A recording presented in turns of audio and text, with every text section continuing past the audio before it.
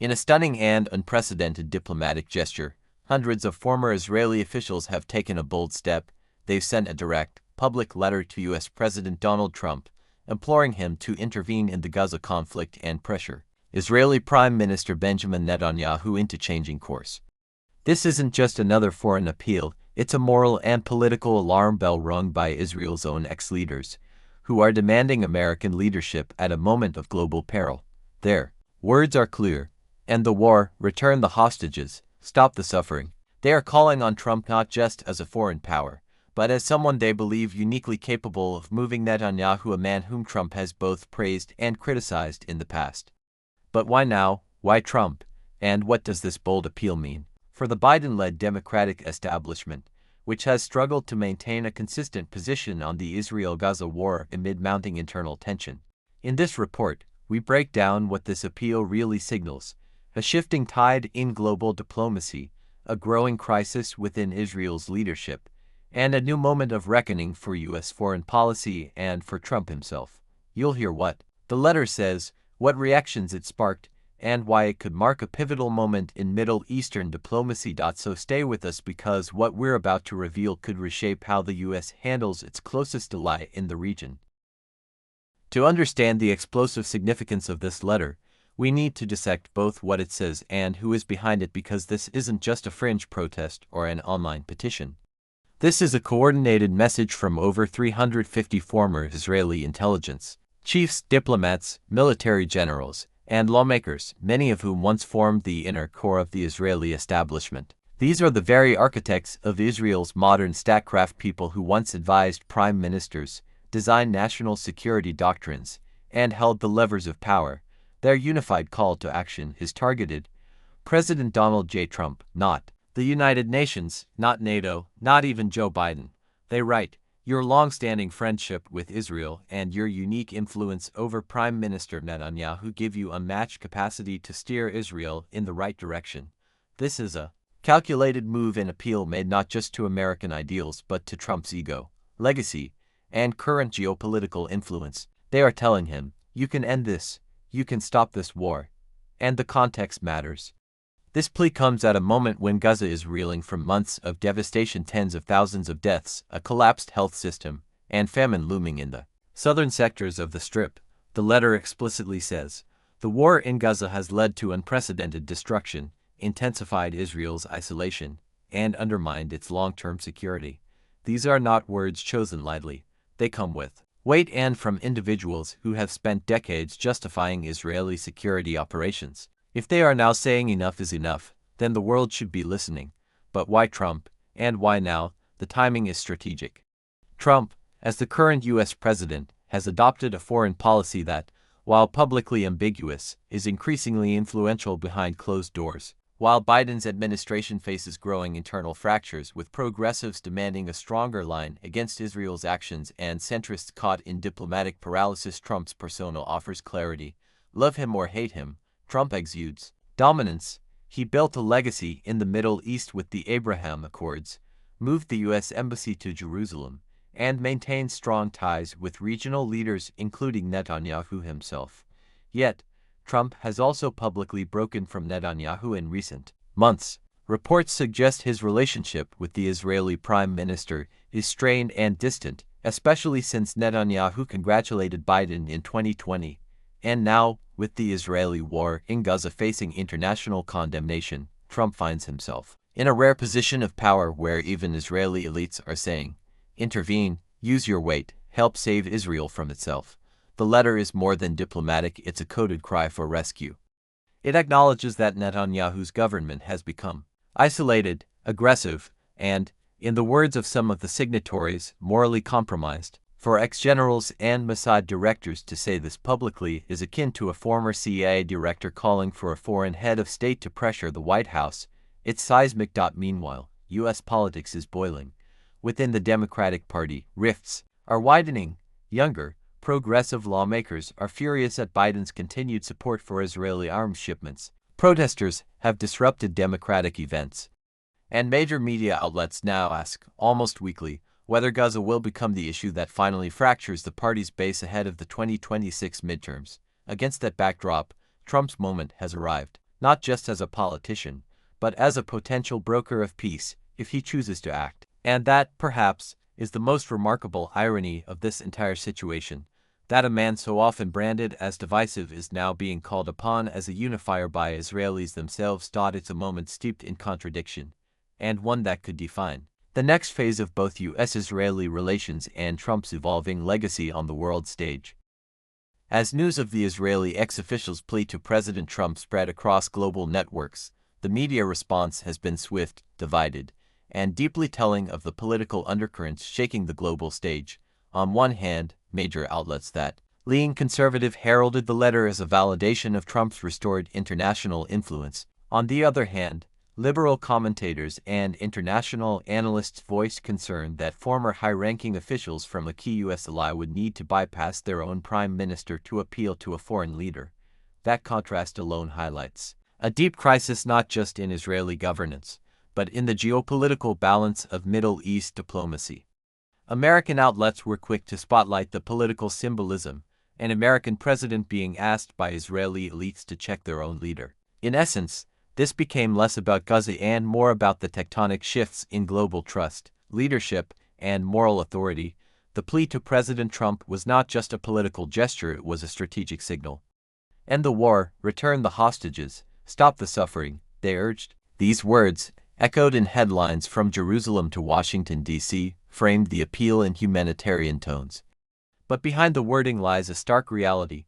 A growing number of Israelis no longer trust Netanyahu's war strategy, and they believe that Trump, despite his polarizing image, is the only world leader with the clout to influence Israel's current trajectory. For the ex-officials, Trump's support for Israel is not in question. What is in question is Netanyahu's judgment and whether continuing the war will irreparably damage both Israel's moral standing and internal unity. Trump, now holding office again, finds himself in a rare position. His critics long warned about his disruptive foreign policy, but here he is being petitioned to be the peacemaker, the restrainer, the voice of reason in a conflict spiraling out of control. Domestically, the Democratic Party is visibly fractured. Progressive Democrats have intensified their criticisms of President Trump's approach to Israel, even as he weighs the implications of the ex-official's plea.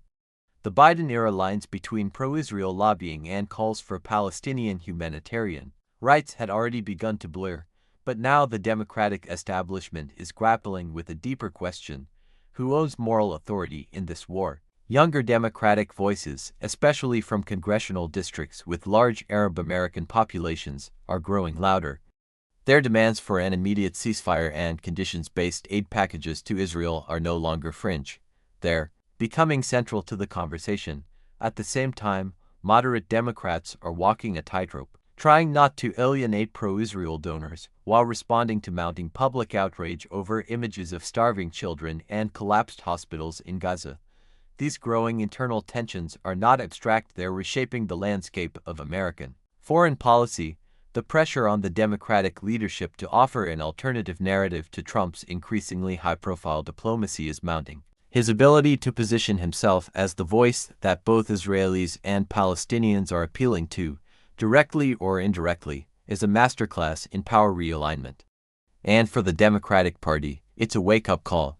Their traditional stronghold over moral diplomacy is no longer unchallenged. Every media outlet airing the Israeli appeal adds to the narrative that Trump is not just a player in the U.S. political arena, he is a central figure in global conflict resolution, whether one agrees with him or not. In Israel, the political ripple effect is also unmistakable. Netanyahu's leadership, already under fire for prolonging the conflict and resisting hostage negotiations, is being openly questioned not just by protesters but now by veterans of the security establishment. The letter's tone was firm yet respectful, but the subtext was clear. Netanyahu has lost the moral high ground. With war fatigue mounting and global scrutiny intensifying, Israeli opposition leaders are seizing the moment. Some are even floating the idea of a national unity government to transition the country out of perpetual conflict. The fact that a U.S. president is being invoked in these internal debates speaks volumes about the state of Israel's democratic institutions and its reliance on American political dynamics for internal reconciliation. In summary, the media has amplified the message beyond the original intent. What began as a letter is now a global litmus test for leadership, diplomacy, and public perception. The stakes are high not just for Gaza, not just for Netanyahu, not just for Trump, but for the very idea of how global crises are resolved in an era of overlapping political, military, and humanitarian emergencies, as visuals of bombed-out hospitals clash with sound bites of high-level diplomacy. A new power game is unfolding. The center of gravity is shifting, and all eyes, for better or worse, are on Trump. If there's one dimension of this crisis that's harder to quantify but impossible to ignore, it's the raw emotion, the anger, exhaustion, and disillusionment brewing both within Israel and across the global public sphere. For many Israelis, the plea to President Trump was not simply a political calculation. It was a desperate cry born from war fatigue, humanitarian horror, and a growing sense that their own leadership has become deaf to the costs of its ambition. Thousands of Israelis from Tel Aviv to Haifa have taken to the streets in recent weeks, some waving banners not only condemning the endless bombing campaigns in Gaza but also questioning how their nation, founded on the ashes of historical persecution, could now stand accused of starvation and siege. It's a haunting irony that resonates with the conscience of many Jewish citizens, who now wrestle with an uncomfortable question: when does self-defense morph into something far more morally compromising? In Gaza, the public's reaction is one of agony fused with despair. For months, humanitarian corridors have remained closed, infrastructure has been decimated, and entire neighborhoods have turned into rubble. The Israeli ex-official's plea to Trump might carry geopolitical weight, but to the mother clutching her malnourished child in Rafah or the medic trying to revive a bomb-stricken infant in Khan Yunis, these power plays are distant and abstract. Still, the fact that influential Israeli voices are now publicly acknowledging the humanitarian catastrophe marks a seismic shift. For Gazans, it suggests that not all of Israel speaks in one voice and that voices of conscience still persist. On the other side of the border, across the United States, the public response is sharply divided, a reflection of the nation's own unresolved contradictions. Among Trump's base, the letter has been celebrated as proof of his renewed global relevance. Supporters point to the appeal as evidence that the world recognizes real leadership again, echoing campaign rhetoric that casts Trump as the world's most decisive and fearless negotiator. But among liberals and independents, reactions are far more complex. While some see value in any avenue that could lead to an end to the violence, many are uneasy about empowering a U.S. president whose past foreign policy was often unpredictable, and who previously enabled Netanyahu's most hawkish tendencies. This moment is drawing inevitable comparisons to past turning points in U.S. Middle East diplomacy.